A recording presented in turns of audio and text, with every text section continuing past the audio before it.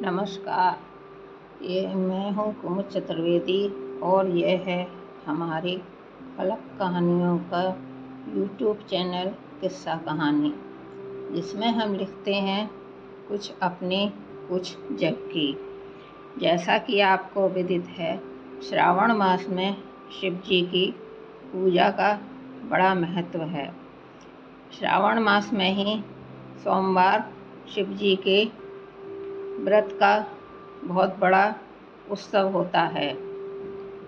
आज मैं आपको शिव पार्वती की पौराणिक कहानी से संबंधित एक कहानी सुनाने जा रही हूँ, जिसे स्वर दिया है मैंने स्वयं और लिखा है श्री सुशील पारिक जी ने। तो सुनिए, हमारी ये कहानी हमें यह संदेश देती है कि पति पत्नी के मध्य किस तरह का दाम्पत्य जीवन चलना चाहिए, और यदि ऐसा नहीं चलता है तो उसके क्या दुष्परिणाम होते हैं, ये परिलक्षित करती है। कहानी का शीर्षक है शिव का प्रेम। सती ने अपराध बोध से गुफा में प्रवेश किया। शिव ध्यानमग्न बैठे थे। सती का आसन हमेशा उनके बामांग हुआ करता था, परंतु आज सामने रखा हुआ था। सती ने शिव जी के नज़दीक रखने का प्रयास किया तो शिव ने हाथ से रोक दिया। नहीं सती, अब तो मेरे बामांग नहीं बैठ सकती। तुमने माता सीता का रूप धारण करके श्री राम की परीक्षा ली और अपने संशय को समाप्त कर लिया, लेकिन यह परीक्षा तुम्हें नहीं लेनी चाहिए थी। तुम नहीं मानी, यह तुम्हारी इच्छा थी, वैसा ही तुमने किया भी। मैं तुम्हें बाध्य करता तो यह तुम्हारी स्वतंत्रता का हनन होता, लेकिन जो कार्य तुमने किया है उसका परिणाम तो तुम्हें झेलना ही होगा। महालक्ष्मी स्वरूप सीता मेरी माता के समान हैं, और उनका रूप धारण करने के पश्चात तुम्हारा मेरे बामांग में बैठना उचित नहीं है, इसलिए अब तुम्हें मेरे समक्ष ही बैठना होगा। यह कह शिव चुप हो गए। सती अत्यधिक शर्मिंदगी से सिर झुकाकर बैठ गईं। थोड़ी देर में बोली, महादेव, यदि आपकी आज्ञा हो तो मैं पिता दक्षराज के यहाँ कुछ दिन को हो आऊँ। वहाँ यज्ञ भी हो रहा है, मैं उसमें भी शामिल हो जाऊंगी। महादेव ने पुनः बहुत गहरी निगाहों से सती को देखा, जैसे उसका भवितव्य देख रहे हों। उन्होंने फिर धीर गंभीर आवाज में कहा, सती, यज्ञ भी एक उत्सव होता है, और किसी भी उत्सव में बिना निमंत्रण के जाना उचित नहीं होता। अतः मेरी सलाह है कि तुम्हें वहाँ नहीं जाना चाहिए। फिर भी निर्णय तुम्हारा है। सती ने हाथ जोड़कर कहा, पिता का घर पुत्री के लिए हमेशा अपना घर होता है, और वह किसी भी समय पिता के घर जा सकती है। अतः मैं वहाँ जाना चाहती हूँ, मुझे आज्ञा दीजिए। महादेव ने फिर कह दिया, जैसी तुम्हारी इच्छा, लेकिन मैं नहीं चाहता कि तुम वहाँ जाओ।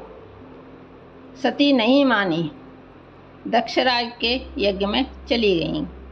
वहाँ महोत्सव का माहौल था। सभी देवी देवता विराजमान थे। आहुतियाँ चल रही थीं। एक तरफ पुरुष बैठे थे और एक तरफ महिलाएं थीं। यहाँ महादेव के लिए ना कोई आसन छोड़ा गया था और ना ही उन्हें आमंत्रित किया गया था। महादेव के अपमान से सती व्यथित हो गई। सती को महादेव द्वारा कही गई बात याद आ गई। यहाँ आकर वह स्वयं को अपमानित महसूस कर रही थी। यज्ञवेदी के समीप खड़े होकर उसने दक्षराज से प्रश्न किया, पिताजी, आपने इस यज्ञ में ना मुझे बुलाया, ना अपने दामाद को। आखिर इसकी वजह क्या है? दक्षराज गरज कर बोले, सती, महादेव से विवाह करना तुम्हारा अपना निर्णय था। वरना महादेव तुम्हारे लिए किसी तरह भी योग्य नहीं थे और मैं उन्हें अपना दामाद नहीं मानता, इसलिए उन्हें किसी तरह का आसन और सम्मान इस घर में प्राप्त नहीं होगा। अब तुम आ ही गई हो तो बैठो और शांति से इस यज्ञ में व्यवधान उपस्थित मत करो। सती ने स्वयं को अधिक अपमानित महसूस किया और क्रोध के वशीभूत होकर यज्ञ कुंड में कूद गई। वहाँ हाहाकार मच गया। सती धू धू कर जलने लगी। महादेव को सती के साथ अनहोनी की आशंका थी और वे सती के पीछे पीछे ही आ रहे थे। उन्होंने सती के जलते हुए शरीर को देखा और क्रोध के वशीभूत हो गए, स्वयं के नियंत्रण में नहीं रहे। उन्होंने सती का मृत शरीर अपने कंधे पर उठा लिया और पागलों की तरह विचरण करने लगे। सती के साथ बिताए गए एक एक क्षण की याद ने उन्हें व्याकुल कर दिया। सती की क्षत विक्षत देह से उनके अंग एक एक कर गिरते रहे और वह हर एक स्थान एक एक शक्तिपीठ बन गया।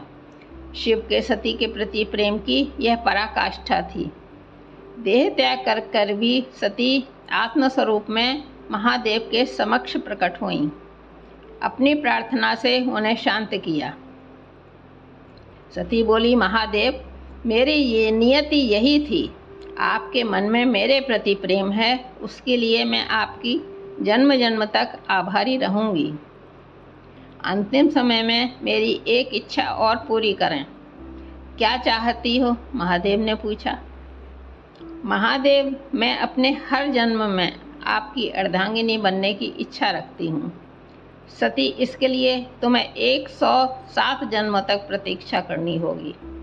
इसके बाद राजा हिमवान के घर तुम्हारा जन्म होगा, तभी तुम्हारा और मेरा मिलना संभव होगा। ये कहानी इतनी ही।